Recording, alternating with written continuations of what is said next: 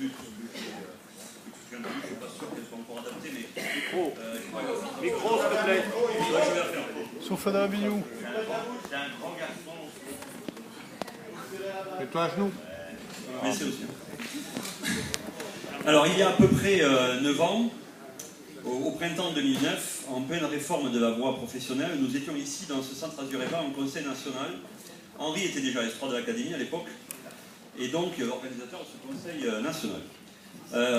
Moi j'étais S2 à Gironde à l'époque, et les militants du SNETA Bordeaux étaient en passe de créer la tendance Action et Démocratie, en collaboration avec d'autres académies bien sûr. Ceux qui parmi vous étaient présents doivent se souvenir d'un conseil national un peu agité. Nous avions décidé de marquer les esprits un an avant le congrès national de Busan. Mais je me souviens surtout d'une délégation de Bordeaux, parce que les souvenirs reviennent en étant ici, qui avait, en imaginant que je reviendrai ici, je me suis souvenu de certaines choses. Donc une délégation de Bordeaux qui avait très mal préparé ses interventions.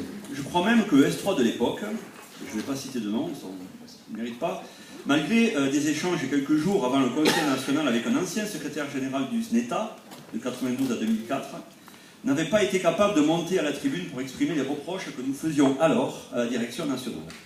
Et je me souviens surtout qu'en pleine rénovation de la voie pro, malgré les critiques fortes que Bordeaux avait à exprimer, si je n'avais pas secoué mes camarades à l'époque, lorsque Christian, le dernier jour, juste avant l'apéro, avait demandé à la salle, en regardant plus précisément Bordeaux, si nous avions des choses à ajouter, alors aucun texte critiquant la mise en place de la réforme n'aurait été produit.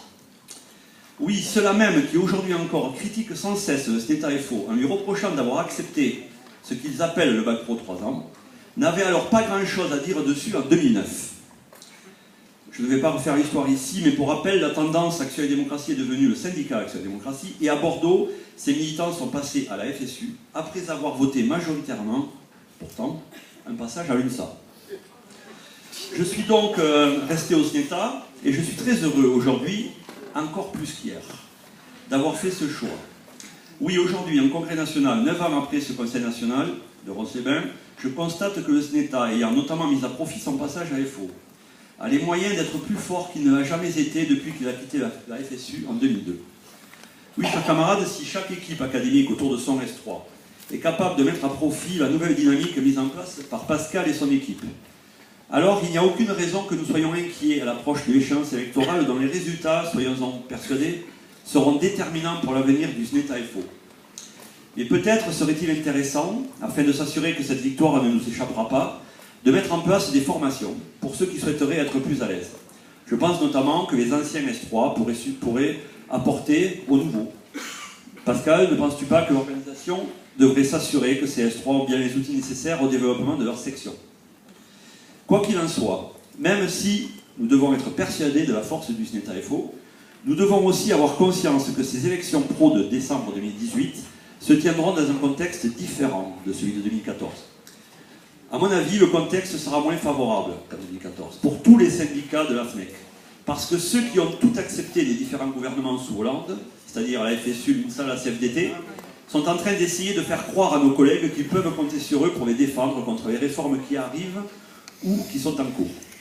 Dans l'enseignement pro, prenons par exemple le SNUEP, qui, via la FSU, a voulu les 1607 heures, et le PPCR, et qui maintenant veut faire croire qu'il est le premier au front contre la réforme qui va être dévoilée dans quelques jours par le ministre Blanquer, alors que nous savons bien que ces réformes payant Hamon Belkacem qu'ils ont acceptées, qu'ils ont voulu, ont préparé le terrain pour celle qui arrive.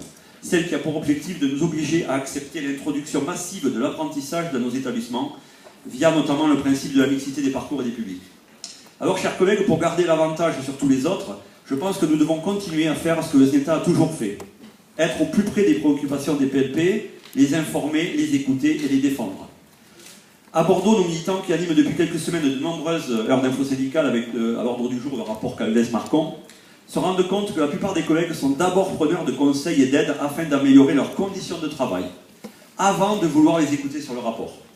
Ils ont même déjà entendu quelques réflexions du style « avec le SNETA, c'est mieux que la dernière fois avec le SNUEP qui était venu nous dire à sa messe ».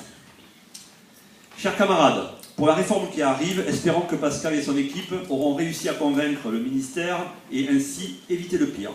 Mais préparons-nous à combattre tout ce qui sera inacceptable.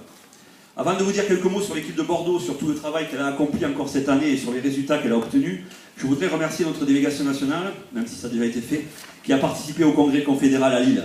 À la lecture de la résolution sociale, je crois que nous pouvons lui dire qu'elle a très bien travaillé. Elle a obtenu notamment que le congrès exige le maintien du statut des PLP, dénonce la mise en concurrence de la formation professionnelle scolaire avec l'apprentissage, refuse la généralisation de l'apprentissage et la mise en réseau des lycées pro avec les CFA, qu'ils soient publics ou privés d'ailleurs, et refuse toute la mise en place du FA et de parcours mixtes dans les lycées professionnels. Pouvait-on faire mieux? Non, vraiment un grand merci à nos délégués. Avoir le poids d'une confédération avec nous, c'est très important, et aucun autre syndicat de l'enseignement pro ne peut se prévaloir d'un tel soutien. Un mot aussi pour remercier nos commissaires paritaires nationaux qui ont une nouvelle fois bien travaillé, malgré la gestion calamiteuse du mouvement inter des PLP par la DGRH. À noter un nombre croissant de PLP qui ont obtenu satisfaction cette année à leur demande d'ATD et d'ATP, on en a encore eu cette semaine, pour Bordeaux. Le travail de nos élus n'y était certainement pas pour rien. N'y est certainement pas pour rien. Pour terminer, je souhaite donc vous dire que je suis très fier de l'équipe que nous avons à Bordeaux. Tous n'ont malheureusement pas pu venir, mais je souhaite ici les remercier tous pour leur engagement et leur fidélité. Grâce à leur travail, je peux vous annoncer que le SNETA Bordeaux n'est pas très loin d'atteindre la barre des 600 adhérents. Nos commissaires paritaires académiques suivent 130 dossiers sur les 380 candidatures du mouvement intra, soit près de 35% des dossiers. À Bordeaux, nous avons bien conscience de l'intérêt qu'il y a à être excellent dans le traitement des mouvements, qu'ils soient inter ou intra. Chaque année, c'est environ 20% de nos adhérents qui comptent sur nous pour les aider à obtenir satisfaction. Nous n'avons pas le droit de nous manquer. Chers camarades, c'est donc plein de confiance, mais sans aucune certitude, que nous avons démarré la campagne électorale à Bordeaux avec pour objectif celui de conserver notre historique première place. Je souhaite à toutes les académies de pouvoir se présenter en position de force à ces élections pro. Il en va de l'avenir du SNETA.